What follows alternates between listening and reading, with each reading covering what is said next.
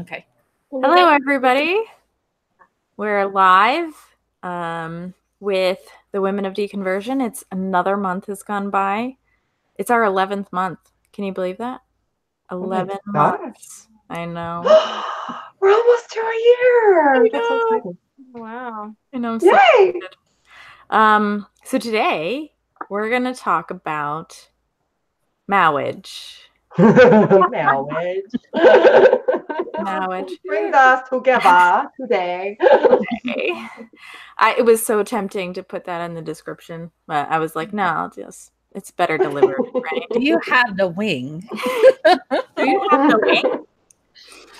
So we're going to talk about how before we had to get married, and now we don't. Some of us did anyway. Whoops. Some of us. Not always a whoops, Shannon. In my case, whoops. So let's just start with introductions. Just quick. I mean, those who have seen us before know who we are, but I just want to run down the line because we've got a new addition to Women of Deconversion. But I won't shine the spotlight directly on her, Mel.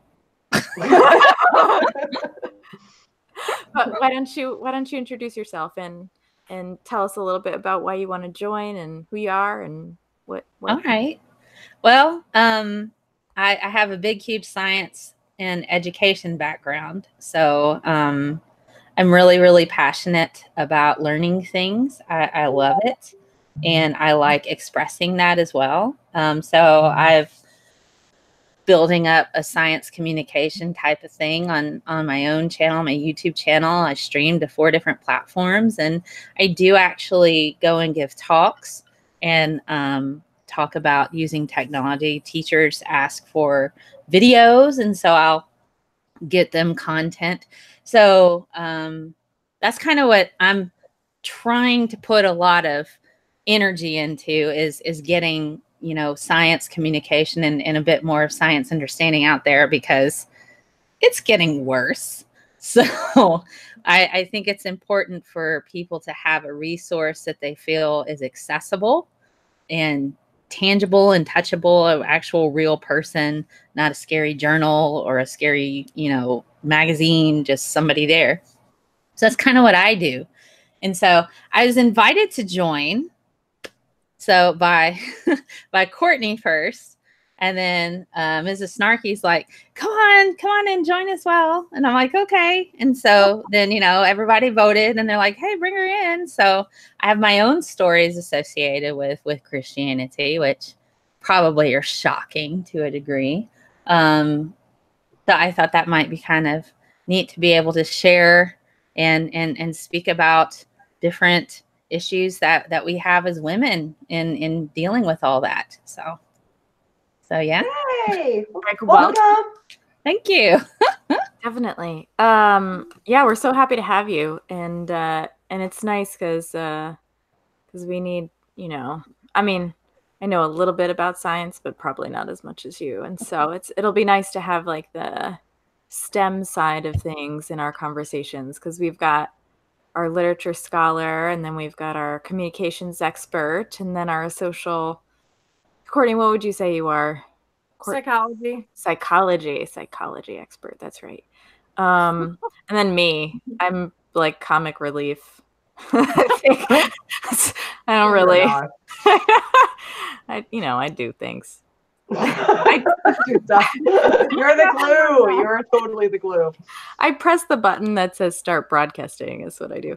So Courtney, since I pointed you out, why don't you introduce yourself quickly or as slowly, however, take as long as you want.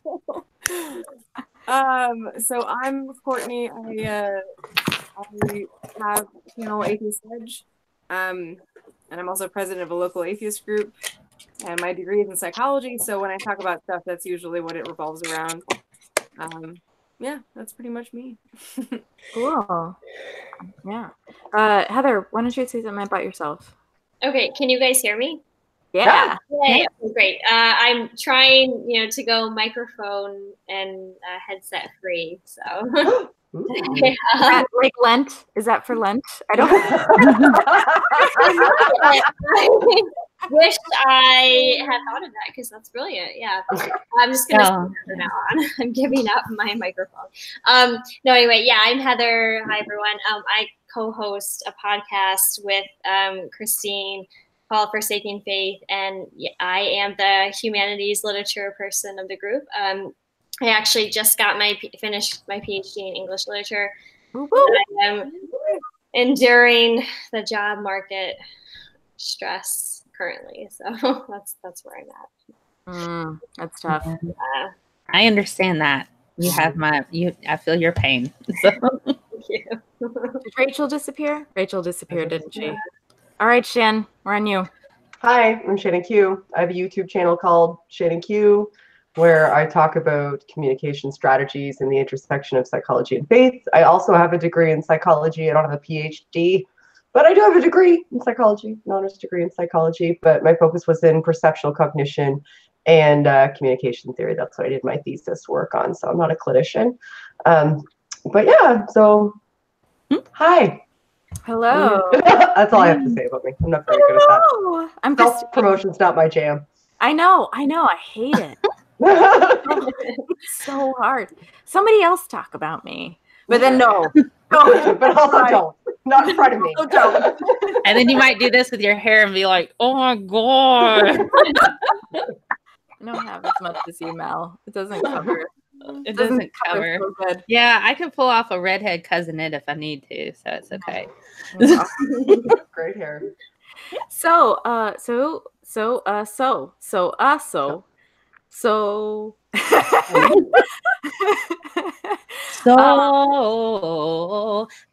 hear you calling. Oh God. All right. I love that song. Okay, go ahead. Sorry.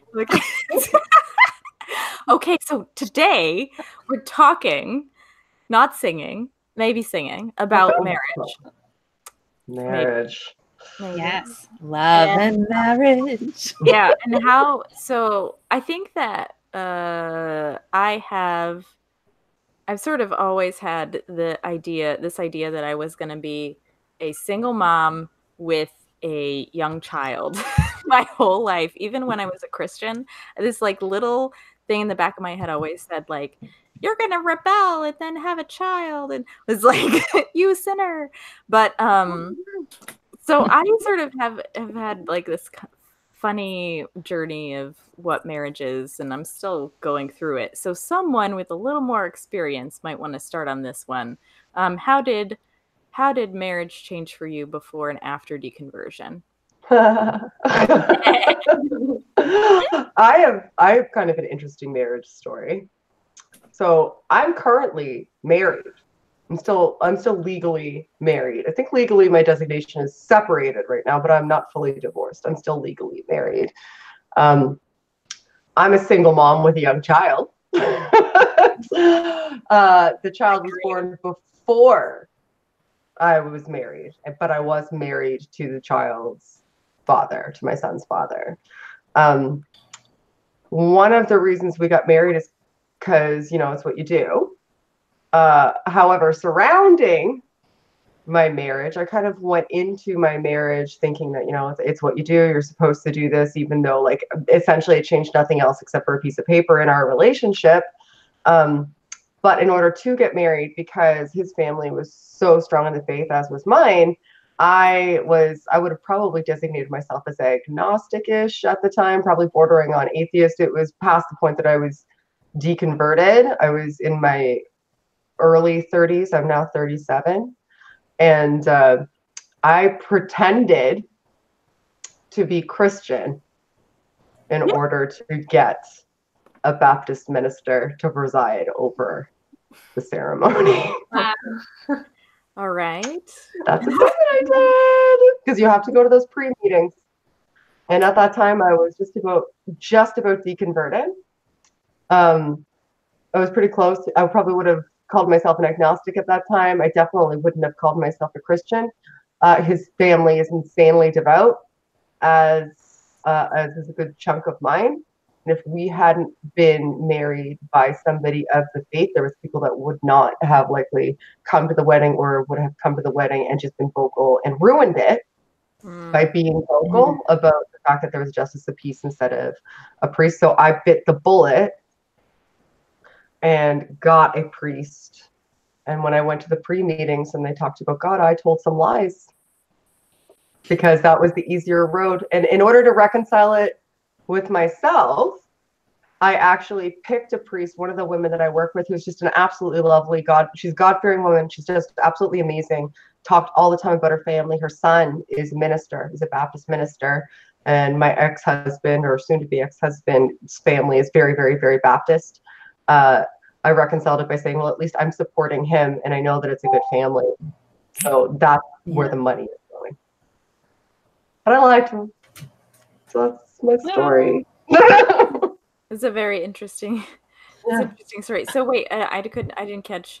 Was your groom dude? That's what they're called, right? Groom dudes, yeah.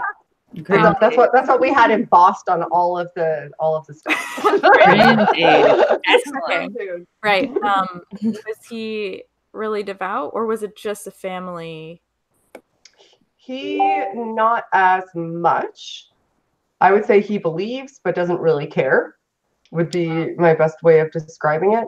His family, however, holy smokes. His father is so devout. Like, they're the type of home that when you go into the washroom, there's like a Bible and a book about quotes from the Bible and magazines about interpreting the Bible. That's your bathroom reading books. Those are sitting in the bathrooms at his parents' house. Like, his father won't go to church because the pastor in their town, it's a small town, is too liberal. So instead, he attends church at home by watching an online minister. Wow. Because the church turned too liberal and they were letting gay people into the church, and they not marrying them, just letting them in and being okay with it. And at one point in time, they had females that were involved in the service. Oh God. Wow. Okay. So he just couldn't do that. So if his son, his firstborn son, already had an illegitimate child with me, had gotten married by a justice of the peace, it would have caused so much turmoil that it would have ruined the wedding. Wow. Like, just ruined, like it would have been nonstop conflict up to, it would have just been constant explaining. So I was just like, I'll just pretend because it doesn't matter anyway. God's not going to punish me because I don't really think he exists. So this is the easiest road. That's nice. I mean, but it's people are so fearful of doing that. And no, I'm not saying. But it means I didn't get my wedding the way I wanted it. I wanted justice of the peace. I had to go to pre-meetings and lie. You could have gone to Vegas and got married by a Klingon. Yeah, but then I wouldn't have been able to have all of my friends there, right? Well, yeah, but on the Enterprise, though, an actual replica, which would have been amazing. That would have been the best goddamn thing in the world. Yeah, that is my dream I definitely don't have a tricorder sitting on my desk. Goodness. And then your husband could be like in the red shirt. He could be one of the red shirts. That's how he would not have done that in a million years. My current boyfriend would do that for me. My ex-husband would not in a million years have done that for me. He could be like in the captain's gear, and he could be in like the red shirt. We're the landing party. Don't worry, we're digging a hole over there. That ain't for you. That's the thing to consider. Like, when you go into your wedding, that's the thing that bothered me the most, is that I didn't get to have the circumstances that I wanted surrounding it, because I had to take the considerations of so many other people, and I had to do a cost-benefit analysis of whether or not the conflict that was going to be elicited was worth the trade-off of actually doing it the way that I wanted to and honestly. And I had to choose dishonest and not the way that I wanted, because otherwise it wasn't even going to be worth it. Right. It's funny. I have something to add to that. So when I was growing up, they always taught us the acronym JOY. And so joy meant Jesus Jesus, and others and others, you. and then yourself. Yeah, me too. So it's like, Does anybody know the joy. song? Jesus Oh. and others and you. What a wonderful way to say joy. No? I think I know a No? different I song. think so. Yeah. I don't know that song, Chrissy. Where? I learned that in Oklahoma, the Bible Belt. Yeah. Anyway, go ahead, Mel. Sorry. Oh, no, I was just saying, you know, that falls along the idea that, you know, you have to put Jesus first and others' needs before your own. And then you think about yourself and what you need and what you want to do, because what you need is not important. So this actually ties into a big piece of marriage and the church, right? Putting Jesus first, and then your husband second, and then, you know, your family, then yourself, and then your family, right? That's how I always got it. It was like some dude who's in heaven, some dude who sometimes bothers you, and then your kids, the pastor, you know, other members of the congregation, then you, right? Oh my God, yeah. Jesus. That's super healthy. That's how I sort of saw it in our church. Heather, what do you think? Yeah, I would agree with that. I think there was a lot of like rhetoric around like, oh, women, isn't that woman like such a great servant of God because she serves, like serves was a big word, you know, like serves everyone else, and, you know, doesn't think about herself. That was kind of the role model that we had. So yeah. I mean, don't get me wrong; those people are wonderful women, but you know, sometimes I feel like they just disappear. Yeah. You know, the only time that ever worked for me is when we had like Wednesday night like food things, and they're like, oh, well, you can go and help out in the kitchen. I'm like, yes, I don't have to sit in this boring freaking thing where they're sitting around there. I'll just go hang out in the kitchen and make sure everything's not poisoned. Make sure it's not. This isn't poisoned, and this isn't poisoned. This is good mac and cheese. We got some coleslaw over here. We got some fried chicken. And, you know, so like I'll sit and hang out in the kitchen with all the ladies and stuff. Or sometimes they would have me go hang out in the nursery with the babies. And they were always kind of fun and silly. So I could like play around with the kids and stuff. And I'm like, I don't have to sit in church. Yeah. I'll just hang out here because this is how I can get my points with all of the people in the congregation. Oh, she's just so cool. She's just so nice. She goes and helps the ladies in the kitchen. Such a servant of God. Such a servant of God. She goes and plays with the babies. It's just so sweet, you know, and she goes with her grandma and counts the money as soon as they collect it. She's just, you know, she's just all up, you know, handling stuff. I'm like, I didn't want to have to sit there for a whole hour. And I'm like, well, go do all this other stuff. Yeah.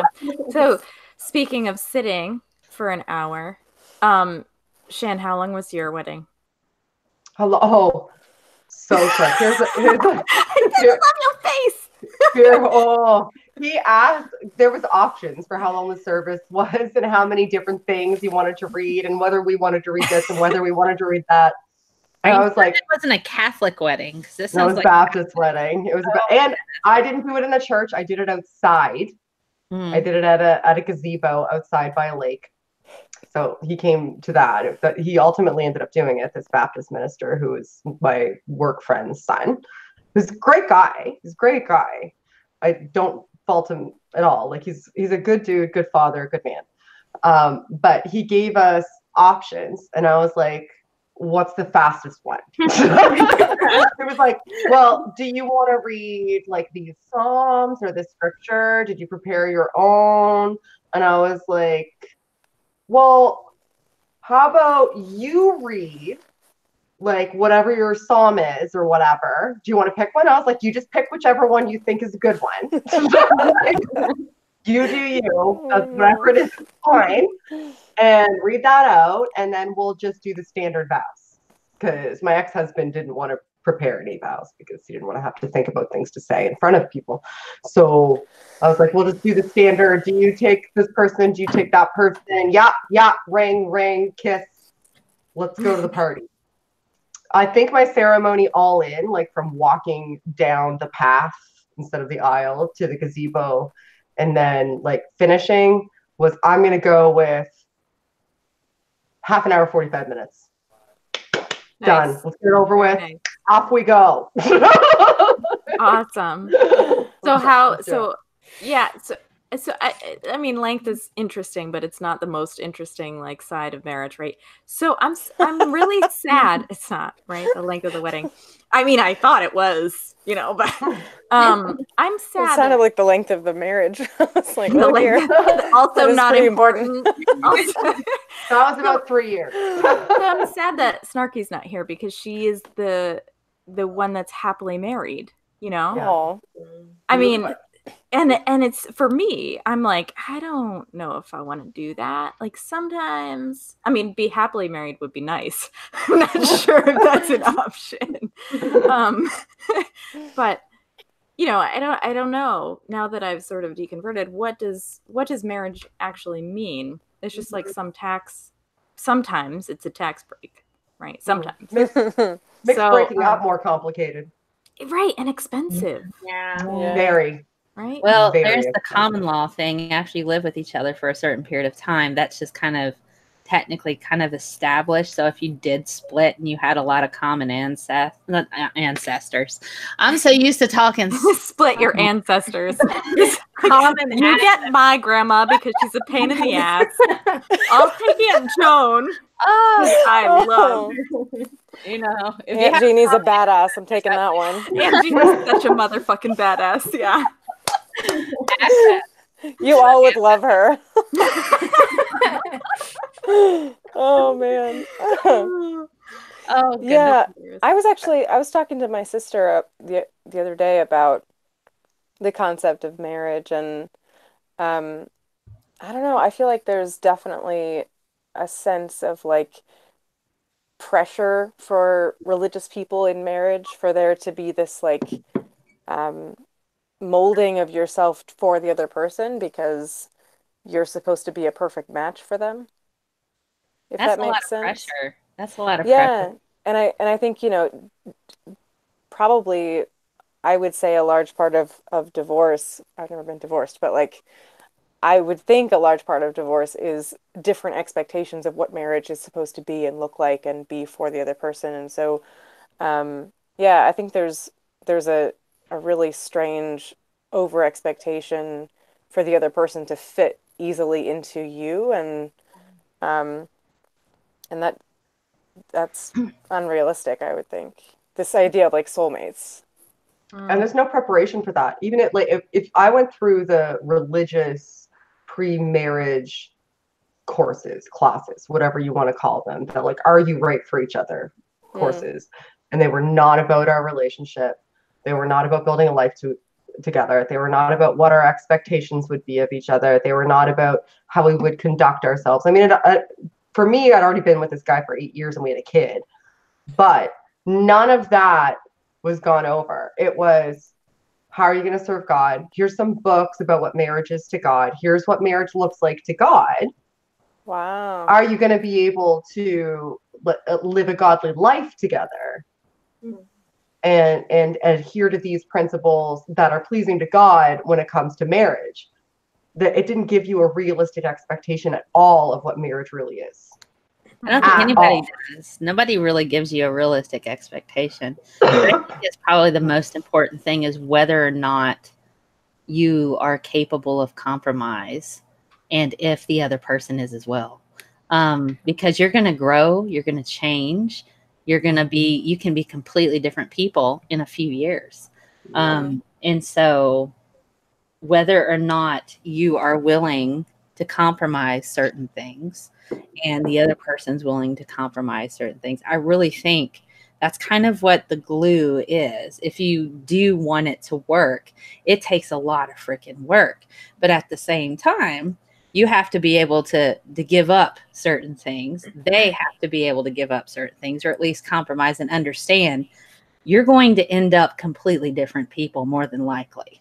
And so are you willing to accept that This is where I default to Mr. Rogers. This is why I love Mr. Rogers. Oh, I love Mr. Rogers. I think, let me find the quote. And Mr. Rogers' love quotes are just like the best things ever. And on Valentine's Day, that's all I post is Mr. Rogers quotes. because he loved everybody. Oh. And he had the best understanding of what I think love is. So let's see. Love isn't a state of perfect caring. It is an active noun like struggle. To love someone is to strive to accept that person exactly the way he or she is right here and now. And that's going to change. So if you're willing to accept that person for who he or she is, as you go down that journey together, and you may or may not be able to, that's just what it comes down to. Are you going to accept that person as they are when you're completely different 5, 10, 15, 20 years from now? Right. Yeah. And a lot of the, sorry. No, you go. I was just gonna say that I can attest to that. That's very true. Or you change and the other person doesn't. Right. Doesn't move along with you and progress in life. And which is that quote's great. However, what it doesn't address is the fact that sometimes either that person changes or doesn't change and you do, and then that's not okay. And it shouldn't be something that you have to feel shackled to for the rest of your life in order to be a good person. Oh, no, exactly. And that's not something that's presented to you in a religious scaffolding. What's presented to you is this is forever. Yep. Deal with it, or you're probably a shitty person, and God's not going to be happy with you. No, I think it's different. Like in cases of abuse and emotional abuse, and a person becomes negligent in the relationship, that's a whole different. Doesn't always need to be that, though. Yeah. Right. It's funny. Doesn't always need to be that. Right. Sometimes you just aren't happy anymore, and no matter what you try, you can't make yourself happy. You can't feign happy. You can try. You can do everything. Like, I believe that people should do whatever they can to try to mend it if it's what they want. But if it's no longer what you want and you're not happy, you're under no obligation to stay. And it doesn't make you a shitty person if you don't. No. Absolutely. Right. And that's not a message that's given. Yeah. And that's not healthy because there's lots of miserable ass people who haven't left marriages that aren't abusive. Right. Because they feel like if they do, either they have nowhere to go or it reflects poorly on them because they made a commitment to this person for a lifetime, no matter what. So that means that they have to sacrifice themselves, even if they're miserable. They can no longer pursue happiness. So did you guys ever have that experience? And Heather, I saw you wanted to say something, so you respond first, okay? But have you ever had that experience in your old churches or communities where when someone was getting a divorce, it was like this hanging thing in the air? Like, it felt like nobody could talk about it. Everybody knew. And it was like nobody knew whether or not it was okay. Like, there were always justifications being made, but at the same time, people were rooting for them. Rooting for their marriage. Not rooting for them, but rooting for their marriage. And it was like this, as if the church kind of took this big deep breath in and then held it. That's what it always felt like to me. Oh, go ahead, Heather. Sorry.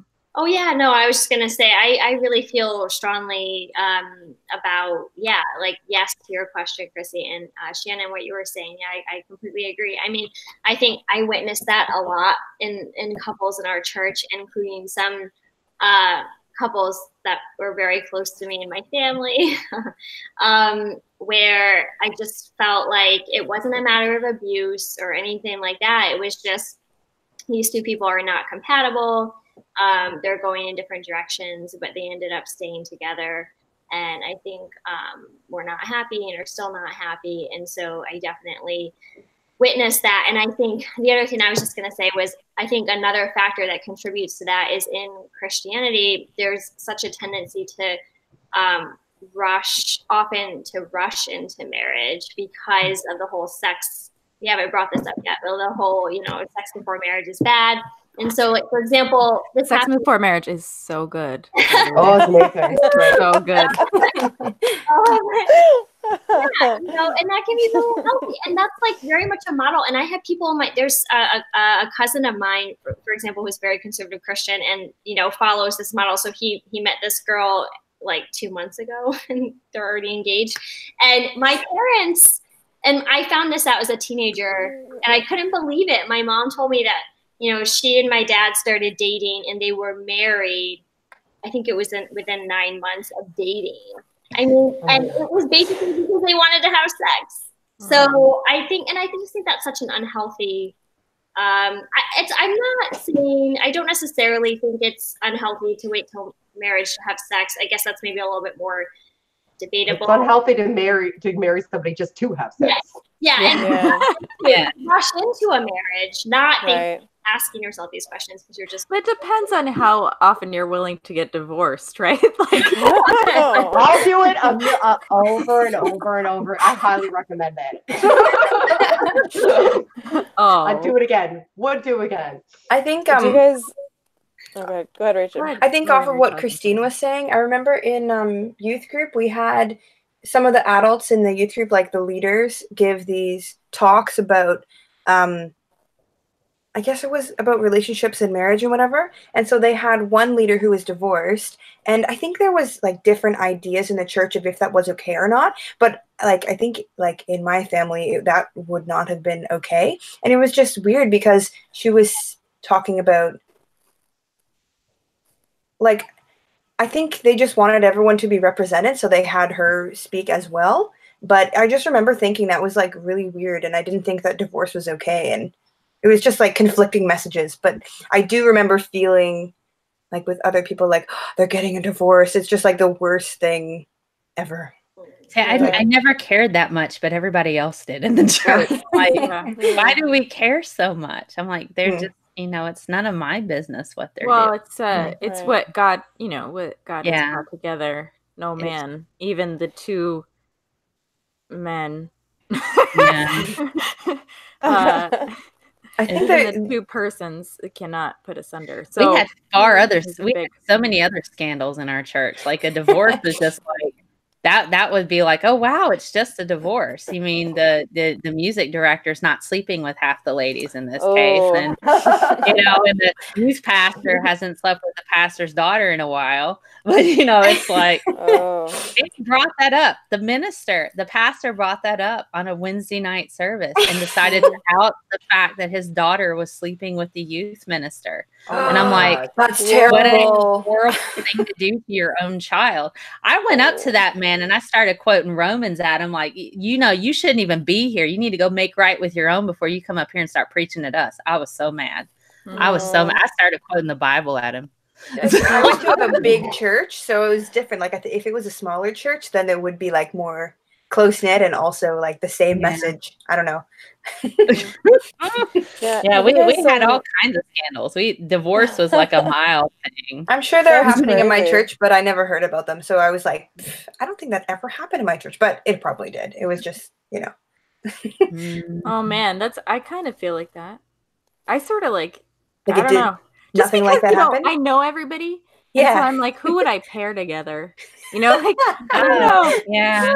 Yeah, the music minister got mugged outside of an adult theater. And it was on the police report. But he just finished, I think, meeting up with one of the other ladies that was married to another leader in the church. So I'm just like, so scandalous. I'm sorry. So we need a whole separate show where Mel just tells us stories about oh my gosh, that'd be so much fun. Do you guys know the comedian Daniel Sloss? No. There's a special that he does on Netflix. It's called Jigsaw, and he's a stand-up comedian, and he has this special that's like breaking up bad relationships. Because of his talk, and it's kind of what Shannon was talking about of this idea that if you're in a bad relationship, you shouldn't stay in that just because you're afraid to not be in a relationship, and it's about making yourself feel like a complete person, like a complete jigsaw puzzle, without resorting to have the relationship you're in necessarily have to complete that. And so, you know, being okay being single and being a complete person and happy without a relationship is important to being a healthy person in a relationship and in a marriage, I would think. That. I agree with that. You need to be able to live on your own and be happy with who you are before you introduce other people into your life. Yeah. Until you're happy by yourself, you have no idea what even makes you happy. Right. You're just hoping somebody can find it for you. I do think that what's nice about the idea of at least lifelong commitment, right? I don't know. Marriage is like an arbitrary word in my brain. Like, it's just and people please disagree with me, like, if you find it. But for me, I do think that you go through these healthy, unhealthy cycles in your whole life. And though I agree, yes, like, you should find happiness, at least in being independent and alone before you do it. I think it does give some solace if you have someone who's willing to help you through unhealthy times or be there with you through unhealthy times. Oh, sure. So, a network of support is very important. Yeah. Yeah. It doesn't just have to be a person either. True. Right. Yeah. And if you're going through unhealthy times, not if you're Mormon. Yeah, that's right. I'm confused. And if you're going through unhealthy times and that person is supposed to be the person and isn't that for you? Yeah. Yeah. I wonder, there's a narrative that seems to be prevalent that I don't think is beneficial, that once you've made that commitment, then that's it. And if you question it or measure your own personal benefit in life against whether or not you should stay in this relationship, then that speaks something about you. And that your pursuit of your own happiness and your own life and your own independence and finding things that please you, fulfill you, and suit you in your life should take a back seat. And if you consider those things as being important or more important than your relationships, then you're selfish. And I don't think that's necessarily or shouldn't necessarily be the case. There's a lot of miserable people who are fed that line of bullshit, who are spending the only life they have being miserable because they think that if they're not, it makes them crap. Yeah. Yeah. And I think too, like, not just with being putting your own interests first, you know, that can be a good thing. I agree with you. And I also, just to add, I think, and I have not been married, but I have been in relationships and I have been single for periods of time. And like, I'm just really struck by how much I value my friendships because I am quite often, you know, I've been single for long periods of time in my life while I'm focusing on my career. And I think it's really sad that there tends to be in our culture like a binary. I don't think it has to be this way, but there tends to be this kind of culture of when you get into a serious relationship, oh, well, I just look to my partner for all of my emotional well-being and happiness, instead of having an idea of like, I can still have friends, even friends of the opposite sex, you know, that fulfill certain needs of mine. You know, that this person doesn't have to meet all of my emotional needs. Yeah, Jen, and I have a question for you because as Heather's talking, this is going through my head, and I'm probably the only person here that was ever married. God damn it. No, it's actually not. It's actually I've been divorced. Oh, yeah, no. It's actually not solidarity. Go ahead, Christine. Sorry. Yeah, no, it's fine. It's fine. Whatever. It's fine. Yeah, my question is actually not relating to marriage exactly, but it has to do with what Heather said about having multiple people in your life to support you instead of that one person, because I have an itty bitty 3-year-old and I cannot maintain. Here I am talking to 7 ladies on YouTube and I'm saying that I can't maintain. But it is really hard to maintain that amount of support in my life. And I do look to my boyfriend, you know, as best I can to get some of that. So I think, yes, I agree, Heather, that like you do sort of need that support circle, but it's tough to keep that when children change everything. Yes, exactly. So Shannon, can you just comment to what I just said in either direction, whatever? Sure. I can give you some honest feedback, anecdotal feedback based on my life. So I agree.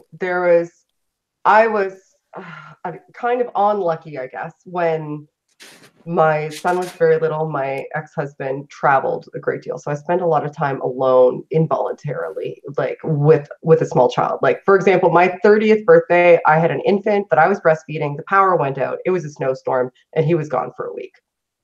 Like, those are the types of things, right? But here's your hope.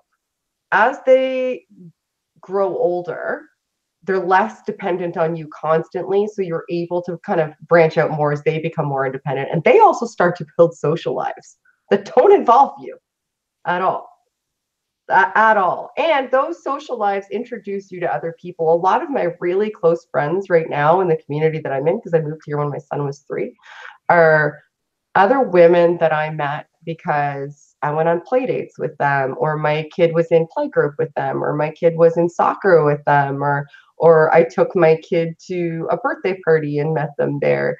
And going back into the work environment, I know some people from my office, and I'm very, very lucky because I have like 3 or 4 really close friends that I've had since junior high that have followed me through my life. But unfortunately, most of them have moved away, but I still maintain conversation with them online and visit them. But those social networks kind of tear apart and rebuild. What really was difficult, and I'm not going to sugarcoat this, was when you get divorced, there's this sort of period in time where you don't know if your friends are your friends. Yes. Or if they were your friends as a couple, if they were couple friends. So there's a transition period there where you kind of vet and find out who was really your friend and interested in you and your life, and who was your friend because you were somebody that they could, enjoy conversations with, and your husband kept their husband occupied. Yes. Or you played a sport together, like baseball together, or soccer together, or you did a games night together, and that was the thing that they liked to do as couples. So that's difficult to vet through. And there is a transition period, but my motto is I've never experienced anything in my life thus far that didn't kill me. And everything that I have experienced has taught me that I will always get to the other side. And when I do, there's usually people there if I'm willing to let them in.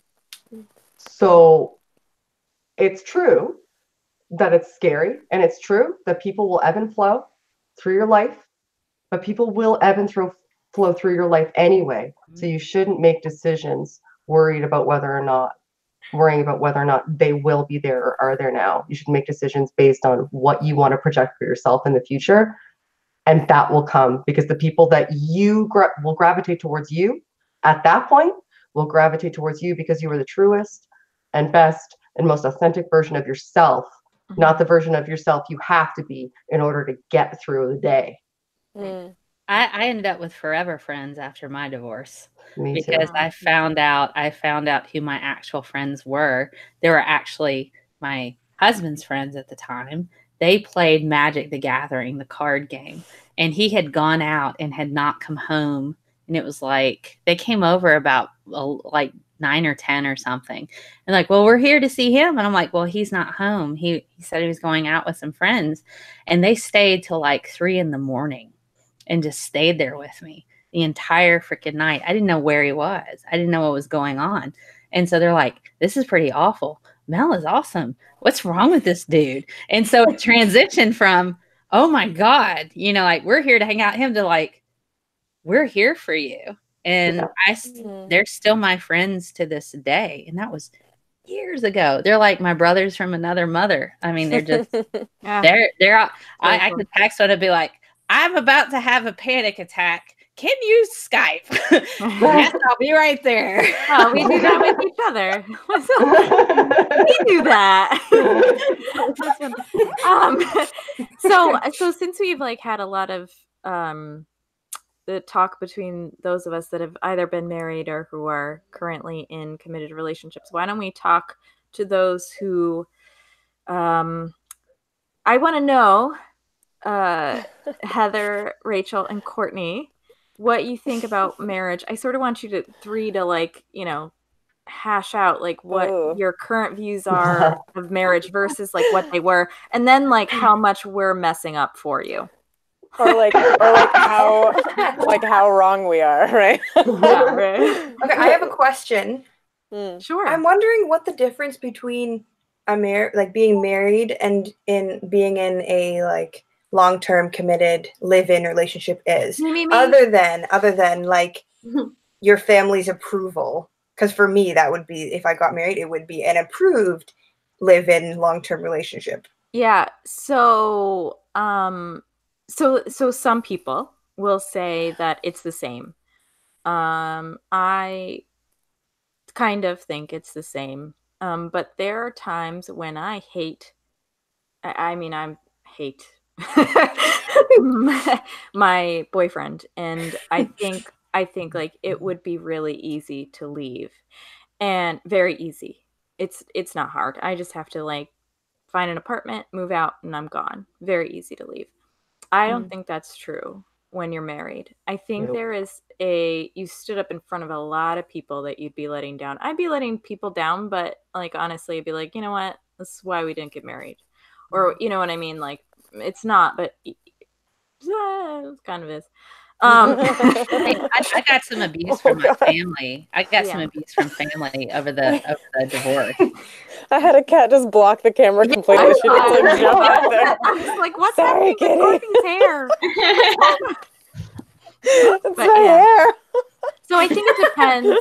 Again, it depends on the relationship, Rach. It was lovely hair. It depends on the relationship and the people. I think 100%. Yeah, and changing your name is a pain in the ass too, by the way. Oh God, yes. Back and forth. I agree with that. Even on the taxes, man, the IRS like, this isn't your name now. And I'm like, oh my God, really? Yeah. It's like an absolute goddamn nightmare. I just had to get a passport to go to Faithless Forum in my maiden name. And a driver's license because my birthday was in December, and like oh my God. And I just finally got my name changed to my married name because I was only married for 3 years of the like 11 years he and I were together. 3 of them we were married. Took me almost 3 years to get my name changed. And then it's going to take me close to that long to get it changed back to my maiden name. It's just a gong show. It's a gong show. Keep your name. If you do it, Yeah. I'm sure it's right. Your name. I don't know what the bitter divorce they ruined marriage for you. I'm sure it's delightful. Yeah, for real. So Heather, Courtney, what are your thoughts? What are your questions? I think so. It's interesting. Yeah, I think a lot about this. I think I don't think I would be opposed to getting married in the future. Although I don't know, I'm also like really.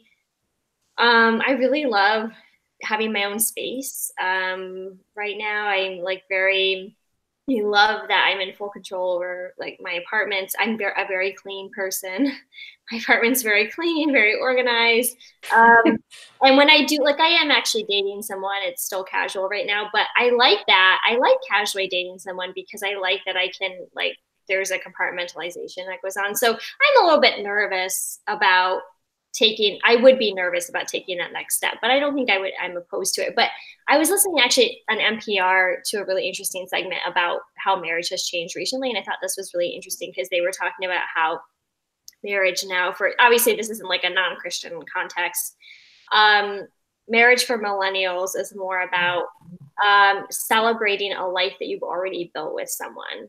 And so they were talking about trends like, now more people are getting married later and they already have children. They've already been living together for years. And so it's not a celebration of what is to come. It's sort of, we're celebrating the fact that we already have built this life together and built this foundation. I thought that was really beautiful. And so I think if I do decide to get married in the future, that's probably how I'm going to approach it. As I've already lived with this person, I've already put the work into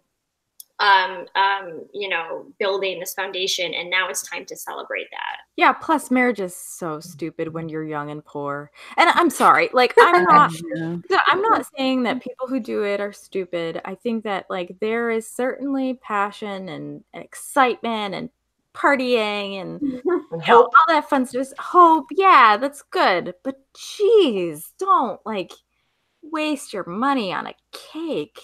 And live with each other first. You should. I think before you get married, you should live with each other and have a kid that's at least 5. Plus, the ring is bigger, right? Yeah, if I was to get married, it would be different because just all the like my sister got married recently, and she's younger than me. She's young, and they have the line of like, who gives this woman to be married, and I was internally like cringing so hard. Just so I don't know. If I get married, it'll be different. I don't know what it will look like, but it won't be in that context because it just feels like I'm owned and I don't want to be owned, and that's gross. Yeah. And we're socialists that think that all that stuff is normal too and necessary. All of it's normal and necessary. Courtney's cat right now. Courtney,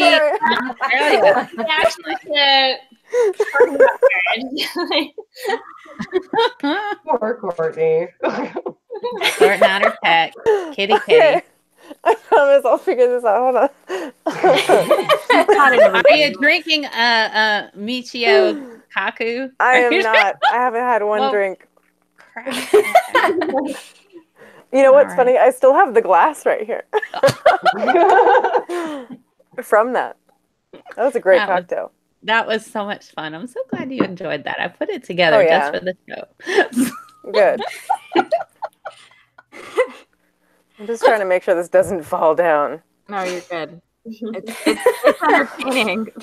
You just hold it the whole time, Courtney. So I should tell you, my grandparents are like heavily religious, and so when I got divorced, we were at the Piccadilly.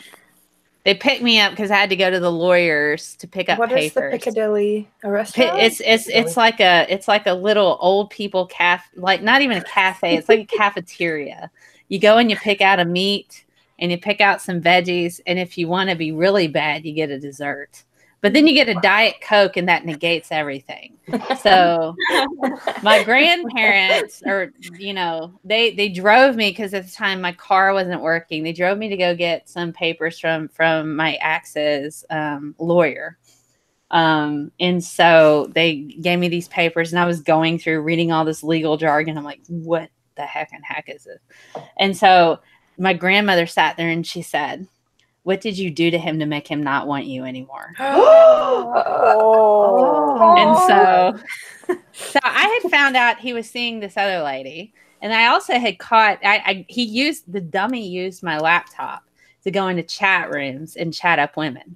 And so he used my laptop. So I log on, and all of a sudden I start getting these messages from these women.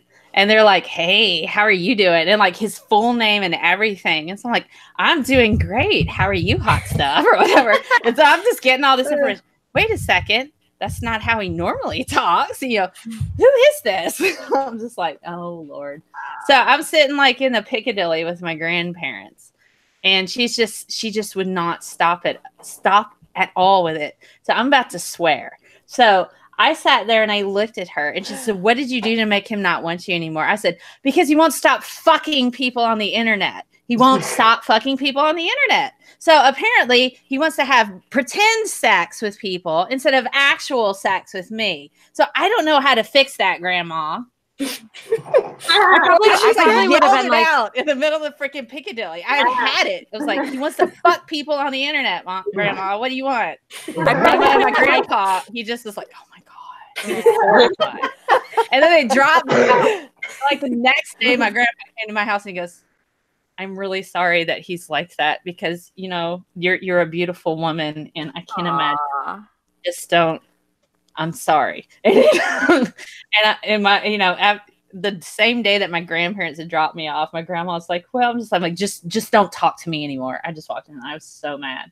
But it was that kind of mentality that she was brought up with. Like, somehow it was my fault that he didn't. Yeah. What did you do? The woman needs to keep the man happy, right? And I'm just like, Our you know, job. there was a whole slew of freaking problems that had come out of that marriage. Financial, he was lying about stuff. I found out he actually was seeing a different woman. And then I found out all about the online crap. And it was just like over the course of like just a month that this just all piled on me. And my grandma was like, what did you do to make him not want you to leave? Right. Yeah. Oh, and then I yelled at her in a cafeteria with a bunch of old people around and told her that he didn't want to fuck me. He wanted to fuck people. And that was just dropping F-bombs. I just did not care anymore. And that's not like really my I don't do that a whole lot. So, but I did that day. Grandma, he asked if we could have a threesome with you, and that was for me. Oh my no! That's how I get through that conversation. I'd be like, I'm done. Like this, I don't want to talk about this, so I'm going to say something ridiculous. But yeah. I don't think He's like, he found your porn stash, Grandma. God. And the dildos. Well, I'm not sleeping tonight. That's just that. That's the end of that. Good work, everyone. So that was me. She means good work. Oh, yay. No, I like it's making people uncomfortable is the best way to get out of a conversation, which is that the F word works really well, but yeah, especially in the middle of a Piccadilly cafeteria with a bunch of old people around. And she knew some of these people, and I just did not even care. I'm so done with you. We all have a breaking point. I'd love and they're usually glorious. Yeah. I'd love to talk more because, like, there's so much involved with everything that kind of surrounds marriage that we haven't discussed. Like, I mean, two of us that I know of have had a kid out of wedlock, right? And I got crap for that. I know, it's the best way. I sort of always planned it like that, but you know. So no, but so there's that, and that's a big deal for the Christian faith to not, do that, or to get married afterward, or to repent in front of your church, or blah blah blah. So there are a lot of things. And then the wives submit to your husbands, like everything you're supposed to promise. We have barely scratched the edge, even a little bit. And so I'd like to discuss this a little further sometime when we have, more time. And then I also have an idea about I want to know what y'all think about affairs. Because I'm interested in that kind of that there is sort of or open relationships, open marriages. I'd love to talk more about the things that we're able to explore outside of the Christian faith when it comes to marriage and open relationships and things like that. Yeah. Things that you can heal together instead of carrying we have to stay together because so-and-so slept, even though so-and-so slept with so-and-so, and, it's for Jesus, it's God's way. So there is a lot here. And I think that we'll probably revisit this conversation in the future. But before we do that, in terms of what we've been talking about now, Piccadillys and divorces, I'd love to get some closing remarks from each of you. Just a little bit. Maybe Rach, start with you because you've been quiet. I know why. But closing remarks about what? About what I think about marriage? Yeah, or how ridiculous we are. Yeah. Maybe someone else go. I'd have to think. Okay, Heather, go ahead. Heather, why don't you? Oh, yeah, no, I think I really like hearing from people that have had life experiences that I haven't had, and I appreciate that. And I think it's really complicated, and I guess where I'm at right now is I'm still hopeful. I do believe it is possible to have a successful marriage. I just think it's really hard and takes a lot of work, and it's not something I want to do right away or rush into. So yeah. that's where I'm Courtney, at. what about you? Like, is there anything you're scared of or excited about or don't want to do or do want to do? I think the idea of having marriage without children is something that is not talked about in the Christian faith either. That's something that some people want, is that they want to be married, but they don't want to be parents, and that's not something that really, has to go together. And vice versa, having children, wanting to have children and not wanting to be married or not wanting to be in the marriage you're in.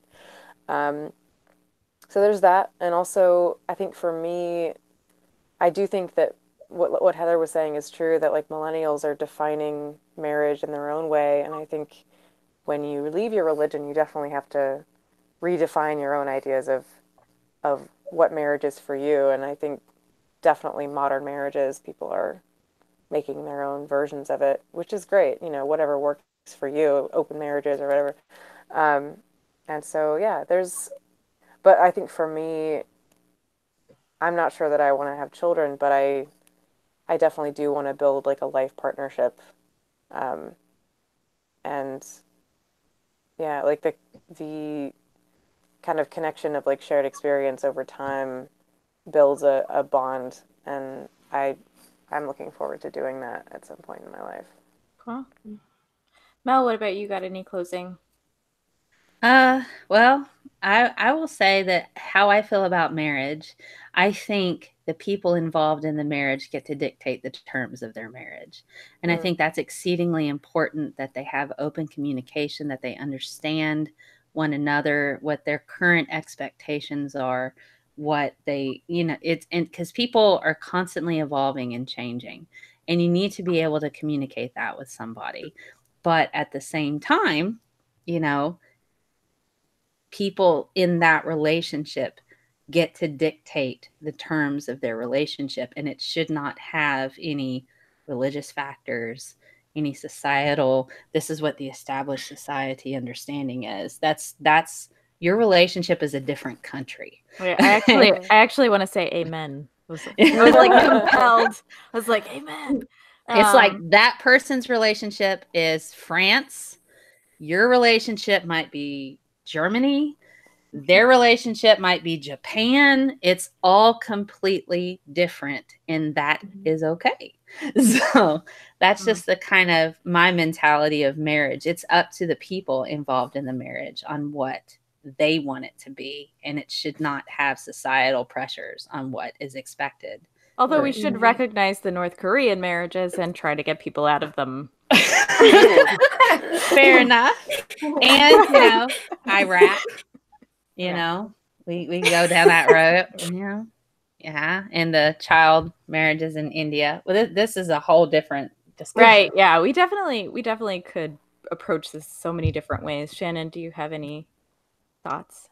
Yeah, sure. I know it may not have sounded like it, but I'm not against marriage. But I think that I would do it again. And the reason that I would do it again now is because instead of having a romanticization about what a marriage was supposed to be and setting my expectations of marriage on that romanticization, I now have a realistic idea of what it is and needs to be for me personally. And because of the construct as it's presented, I wasn't afforded that opportunity until I experienced it for myself, because people don't teach you what it's actually going to be like. They just give you platitudes about what it's supposed to be and expect you to live up to that expectation for yourself. And it's not one size fits all. And if it's not something that ultimately ends up being for you, it's okay. It's not a reflection on you. You need to make the right choices for yourself. And if it is something that ends up being for you, it's hard. Don't expect it to be easy.